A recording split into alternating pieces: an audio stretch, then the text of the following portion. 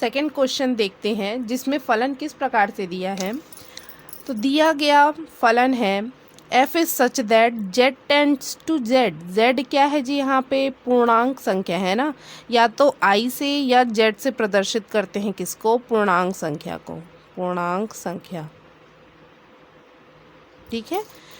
f of x किस प्रकार से परिभाषित है, f ऑफ x बराबर x square for every x, जहाँ x किस में बिलोंग करेगा, z में, क्योंकि z ही तो है हमारे पास सेट, तो एलिमेंट कहाँ से होंगे, z के ही होंगे ना।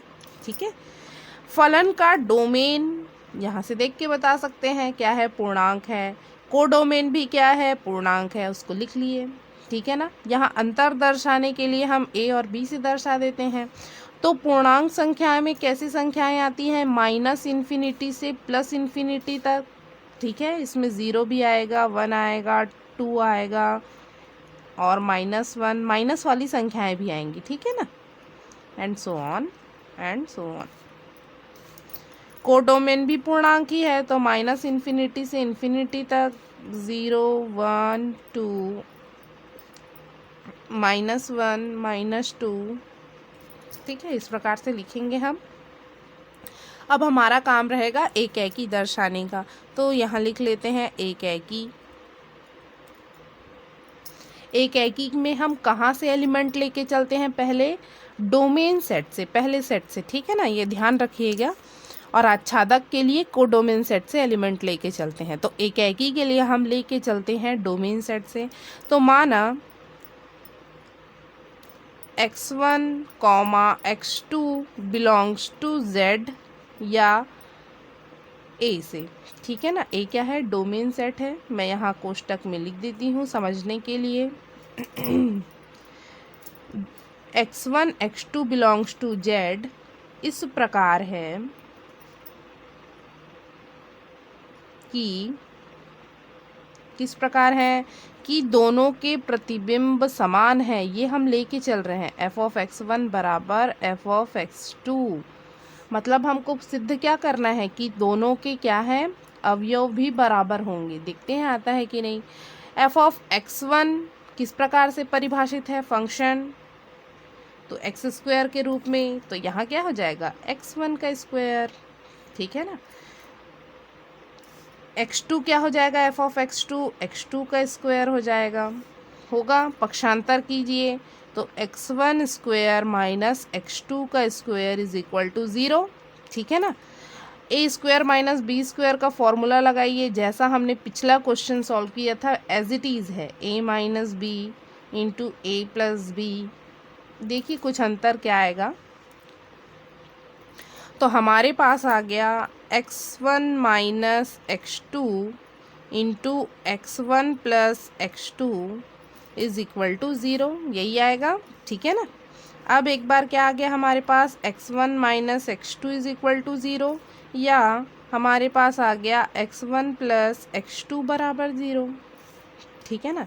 यहाँ से क्या आ गया, x1 बराबर x2 आ गया, पक्षांतर करेंगे तो यहाँ क्या आ गया, x1 बराबर माइनस x2। ठीक है। पिछले वाले क्वेश्चन में हमने क्या किया था, इस वाले टर्म को नेगलेक्ट कर दिया था, क्योंकि ऋणात्मक संख्याएं प्राकृत संख्या में नहीं होती है। ठीक है ना।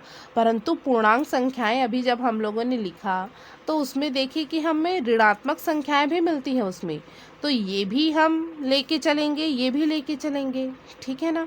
मतलब हम क्या लेके चले कि प्रतिबिंब बराबर हैं तो एलिमेंट बराबर आने चाहिए थे, परंतु यहाँ क्या आ गया, x1 बराबर है x2 के, x1 बराबर है x माइनस x2 के भी, मतलब ऋणात्मक भी उसके बराबर है, धनात्मक भी बराबर है। तो ये क्या एक एकी होगा, नहीं होगा। ठीक है ना। क्यों नहीं होगा, क्योंकि दो अवयवों के प्रतिबिंब समान है, तो एलिमेंट को क्या आना चाहिए था, समान आना चाहिए था, नहीं आए एलिमेंट समान। यहाँ देखो x2 भी आ गया, ऋणात्मक संख्याएं भी आ गई, दोनों बराबर। ऐसा हो सकता है क्या, नहीं हो सकता। ठीक है ना। तो हमारे पास आ गया देयरफॉर f ऑफ x1 बराबर f ऑफ x2 लेके चले थे, क्या आया, x1 बराबर नहीं है x2 के, दो चीज़ों के बराबर है तो यहाँ हम बराबर नहीं है लेंगे, ठीक है ना। x1 x2 के भी बराबर है, माइनस के भी बराबर है, ठीक है। एक एलिमेंट का एक ही प्रतिबिंब होना चाहिए। हमने क्या किया, यहाँ दो एलिमेंट लेके चले, दोनों के प्रतिबिंब बराबर हैं तो दोनों एलिमेंट भी बराबर होने चाहिए था, ऐसा दर्शाना। परंतु दोनों एलिमेंट क्या है जी, देखो ये ऋण एक मतलब ऋणात्मक के भी बराबर है और धनात्मक के भी बराबर है, मतलब अलग अलग आ गया, ठीक है ना। तो ये तो गलत हो गया, एकेकी नहीं है, एकेकी नहीं है। फलन f एकेकी नहीं है।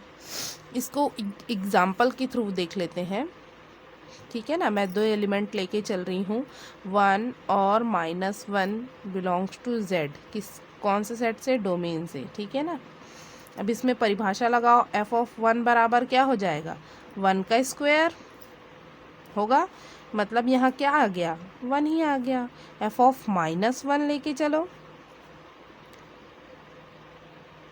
तो क्या आएगा इसमें, -1 का स्क्वायर बराबर 1 आ गया, ठीक है ना। दोनों के प्रतिबिंब बराबर आ गए, परंतु दोनों एलिमेंट बराबर हैं क्या, 1 और -1 बराबर हो सकते हैं क्या, नहीं हो सकते। हम लेके चल रहे हैं दोनों के प्रतिबिंब बराबर हैं परंतु दोनों एलिमेंट बराबर होने चाहिए, ये तो अलग अलग आ गया, मतलब एकेकी नहीं है, ठीक है ना। इससे आसानी से समझ में आ गया होगा आप लोगों को। अब देखते हैं आच्छादक के लिए। तो आच्छादक के लिए हम कहाँ से एलिमेंट लेके चलते हैं, कोडोमेन सेट से। ये चीज़ें आप लोग बार बार याद रखेंगे, ठीक है ना। तो यहाँ लेके चलते हैं, माना कोई भी एलिमेंट ले लो, पूर्णांक संख्या का 2 ही लेके चलते हैं। माना कि 2 बिलोंग्स टू z इस प्रकार है कि क्या है परिभाषा, हमारे पास परिभाषा पहले लिख लेते हैं, f(x) बराबर x², ठीक है ना। अब f(x) बराबर मैं क्या लिखती हूँ, y, तो y बराबर क्या आ जाएगा, x², ठीक है ना।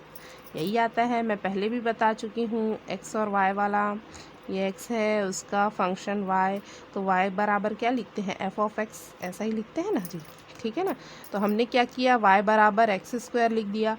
अब y किसका एलिमेंट है, कोडोमेन सेट का। कोडोमेन सेट का एक एलिमेंट हम क्या लेके चले हैं, 2, तो y की जगह मैं 2 लिख लूँगी, बराबर x², ठीक है। तो x का मान कितना आ गया, वर्गमूल 2, x का मान वर्गमूल 2।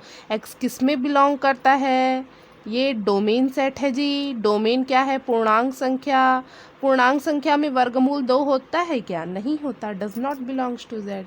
मतलब इसमें भी ऐसा ही आ गया, कुछ अवयव छूट रहे हैं जो किसी के भी प्रतिबिंब नहीं है, ठीक है ना। ये 2 लेके चले, वो तो यहाँ पूर्व प्रतिबिंब ही नहीं मिल रहा है, ठीक है, किसी के भी प्रतिबिंब नहीं है।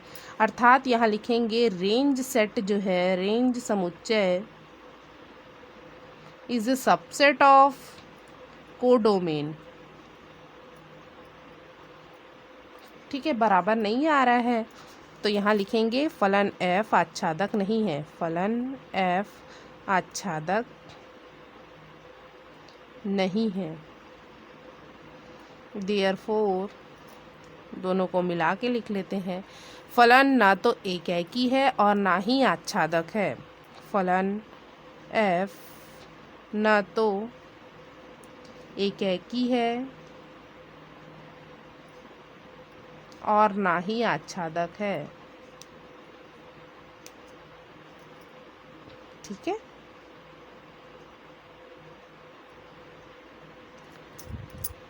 समझ में आ गया सभी को।